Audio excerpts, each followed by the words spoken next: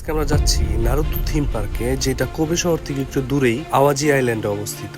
আর এখানে যেতে কিন্তু পৃথিবীর সবচেয়ে লংগেস্ট ব্রিজ, যেটা আকাশি কাইকিও নামে পরিচিত, আর এটা পার হয়ে কিন্তু আমাদের যেতে হবে নারুতো থিম পার্কে। আই হোপ অন্য একটা ভিডিওতে আমি এই ব্রিজ সম্পর্কে আলোচনা করবো।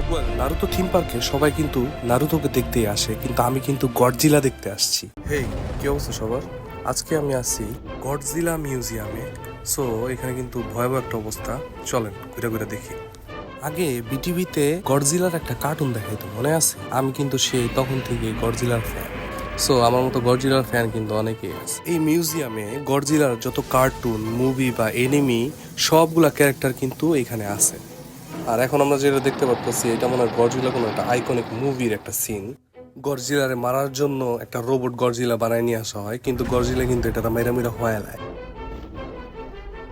ও মাগো, এটা কি? এই গরজিলাই তো দেখি পুরো একদম বিদ্যুতের খাম্বা খুম্বা বাইঙ্গা বিঙ্গা তার মার ছিড়ামির একদম অবস্থা খারাপ করে লাইছে। যাই হোক, এটা দেখতে কিন্তু ভালোই লাগতেছে। হ্যাঁ, যদিও মুখটা একটু বিলাইয়ের মতো।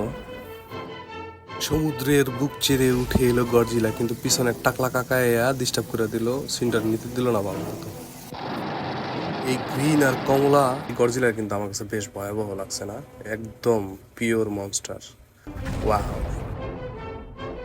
এই তো পাহাড়ের উপর দিয়ে বাইরে দিচ্ছে গডজিলা, যদি ওইটার আবার কুমিরের মতো দেখা যাইতেছে। এটা হচ্ছে গডজিলার পূর্বপুরুষ, মানে গডজিলার দাদা আর কি, ওর দিয়ে শুরু কিন্তু। হ্যাঁ, আর এখানে আমরা দেখতে পারতাছি গডজিলার ফুল ফ্যামিলি। ওই যে মনে করেন উপরের যেটা বড় মাথার ভিতরে কমলা, এটা হলো গডজিলার বাপ, লগেরটা গডজিলার মায়, এরপরে এটা হইলো গডজিলার ছোট ভাই, এটা হইলো মাজ্জা ভাই, এটা হলো মাজ্জাডার টুইন্স। তারপর এই লগেরটা হইলো এটার থেকে একটু বড়, আর উপরেরটা হইলো যে খালতো ভাই বা প্রতিবেশী টতিবেশী হইতে পারে আর কি। এই জায়গাতে আবার আরেকটা সিন, গডজিলা সমুদ্র থেকে উঠে আসতেছে, আর এটার প্রতিরোধ করার জন্য এখানে তীর ধনুক নিয়া ঘোড়া নিয়া ওর মানে ডিফেট করার চেষ্টা করতেছে আর কি। এত সুন্দর আর নিখুঁত করে বানাইছে এই জিনিসগুলা, মানে ফুল রিয়েল মনে হইব, একদম ডিটেলস অনেক বেশি জোশ। এখানে ট্যাঙ্ক টুঙ্ক লইছে, হেলিকপ্টার লইছে গডজিলার মারনের লেগা। আর এই সেলফটাতে অনেক মনস্টার, অনেক এনিমি, অনেক ক্যারেক্টার দিয়ে ভরা।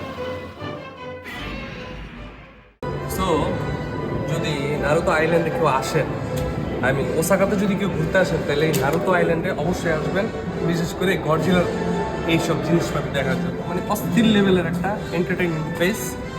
আই হোপ সবাই পছন্দ করবে। তো মিউজিয়াম থেকে বাইরে প্রচুর ক্ষুধা লাগলো, তো কি খামু চিন্তা করলাম গডজিলা খাই।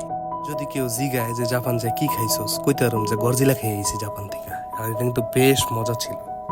সো গডজিলা খাইতে খাইতে আর নারুতো থিম পার্ক ঘুরতে ঘুরতে এই ইয়ার এন্ডিং এর ছুটিটা ভালো এনজয় করতেছি। আশা করি আপনারাও ইয়ার এন্ডিং এর ছুটিটা অনেক মজা করবেন, এনজয় করবেন, এদিক সেদিক যাবেন। ভিডিওটা ভালো লাগলে গডজিলা লাভারদের সাথে শেয়ার করতে ভুলবেন না। মানে কন্টেন্ট আর জোশ জোশ ব্লগ দেখতে আমার পেজটা ফলো দিয়ে রাখতে পারেন। ধন্যবাদ সবাইকে।